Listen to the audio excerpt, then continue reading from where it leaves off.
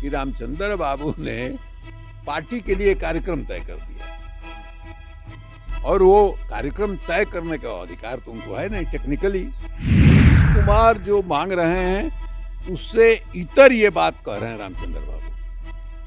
Technically हमको भी ऐसा लगता है कि रामचंद्र बाबू जो कह रहे हैं वो ठीक बात है।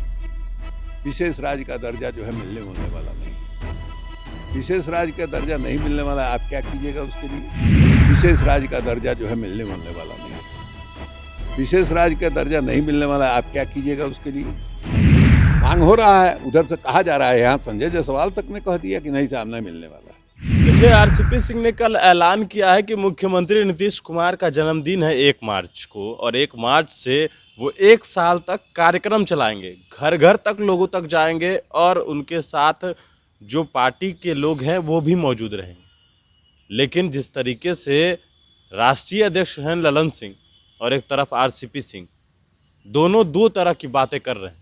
आरसीपी सिंह ने विशेष राज्य के दर्जे को लेकर कहा कि हर राज्य मांग कर रहा है विशेष राज्य का दर्जा, और ललन सिंह, प्रधानमंत्री ने नीतीश कुमार की जिस तरीके से कहा कि समाजवाद के नेता हैं, उसके बावजूद भी वही सुर वही राग आलापे हुए हैं कि बिहार को विशेष राज्य का दर्जा मिले। हम बात करेंगे और समझने की कोशिश करेंगे कि आखिरकार चल क्या रहा है। दो गुट तो है, ये तो दिखाई पड़ रहा है, लेकिन इसके अंदर खाने क्या है हम समझने के लिए आए हैं। आरजेडी के वरिष्ठ नेता हैं शिवानंद तिवारी, और ये लंबे समय तक नीतीश कुमार के साथ भी काम कर चुके हैं। ये क्या चल रहा है सर? वही तो हमारे भी समझ के बाहर है कि क्या चल रहा है, लेकिन कुछ चल तो रहा है, इसमें कहीं कोई संदेह नहीं है। अब शुरू से ही जब से मतलब आरसीपी जी वहाँ जाके मंत्रिमंडल में शामिल हुए, मंत्रिमंडल में शामिल होने के पहले भी ऊहापोह वाली स्थिति थी। ये सिलसिला शुरू हुआ है जब आरसीपी को राष्ट्रीय अध्यक्ष के पद से हटा के और ललन सिंह को राष्ट्रीय अध्यक्ष बनाया गया। उसी समय से ये सिलसिला शुरू हुआ है। और उसके बाद जो है मैंने क्या नाम है, आरसीपी सिंह शपथ ग्रहण के बाद आए पटना में, जिस ढंग से मैंने उनका स्वागत हुआ, उसके बाद ललन सिंह आए। पहले ललन सिंह आए, ललन सिंह का जो है स्वागत हुआ, उसके बाद वो आए। तो एकदम जो है चल रहा था कि भाई ये मैंने अपने शक्ति का प्रदर्शन हो रहा है, ये स्वागत नहीं हो रहा है, शक्ति का प्रदर्शन हो रहा है। अब हमको लगता है कि कल भी जिस ढंग से आरसीपी के घर पर जो मैंने भोज हुआ, उस भोज में जिस तरह के लोग शामिल हुए और जिस बड़ी संख्या में शामिल हुए, उससे ये लग रहा है कि देखिए रामचंद्र बाबू लंबे समय तक पार्टी को चलाते रहे हैं। नीतीश कुमार के बिहाफ में, नीतीश कुमार के बाद उन्हीं को माना जाता था कि 2 नंबर के मैंने नीतीश के बाद इन्हीं का जो है स्थान है पार्टी के अंदर। वही जिला कमेटी हो या और कमेटी हो तय करते रहे, यहाँ तक कि काउंसिल राज्य पदाधिकारी वगैरह में भी उन्हीं की राय चलती रही।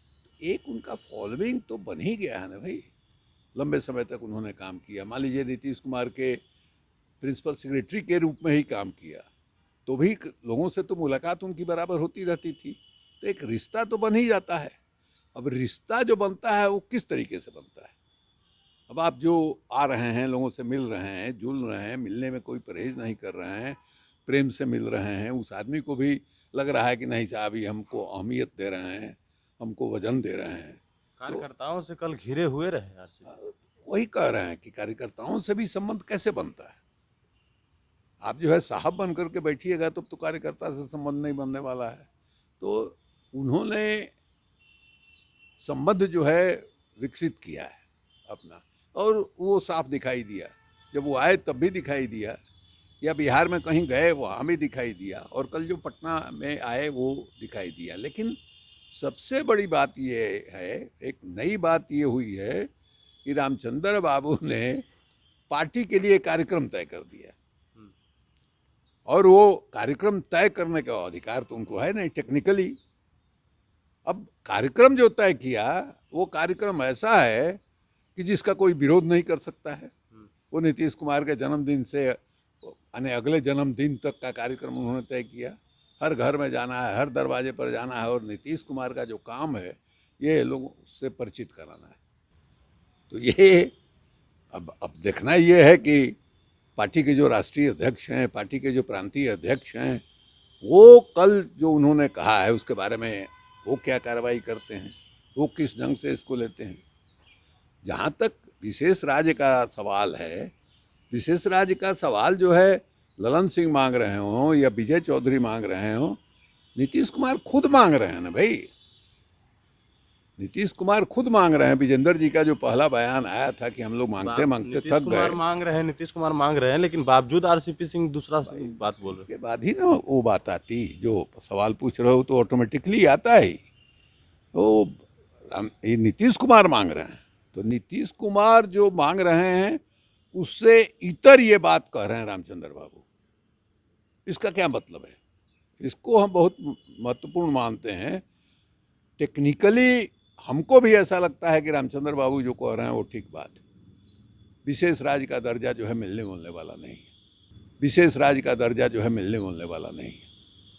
विशेष राज्य का दर्जा नहीं मिलने वाला, आप क्या कीजिएगा उसके लिए? मैंने भी स्पष्ट करना चाहिए नीतीश जी को या उनकी पार्टी को या उनके पार्टी के राष्ट्रीय अध्यक्ष को कि अगर मैंने भारत सरकार जो है विशेष राज्य का दर्जा नहीं देती है, उस हालत में ये क्या करेंगे?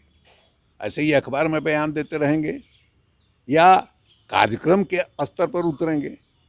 इसके बारे में कोई स्पष्ट बात नहीं हो रही। मांग हो रहा है, उधर से कहा जा रहा है, यहाँ संजय जायसवाल तक ने कह दिया कि नहीं साहब नहीं मिलने वाला है। तो अब रामचंद्र बाबू भी कह रहे हैं। रामचंद्र बाबू भारत सरकार के मंत्री हैं, वो सिर्फ मैंने नीतीश कुमार के पार्टी के नेता ही नहीं हैं, वो भारत सरकार के मंत्री भी हैं। तो आप एक ढंग से कहिए कि भारत सरकार का जो स्टैंड है विशेष राज्य के दर्जा पर, उसको ये बता रहे हैं। तो अब इसका क्या जो है प्रत्युत्तर जो है नीतीश कुमार देते हैं या उनके पार्टी के राष्ट्रीय अध्यक्ष देखने की बात है। लेकिन ये तो स्पष्ट है कि सब कुछ ठीक ठाक नहीं चल रहा है। चलिए, जेडीयू में सब कुछ ठीक ठाक नहीं चल रहा है, ये बात तो खैर स्पष्ट है।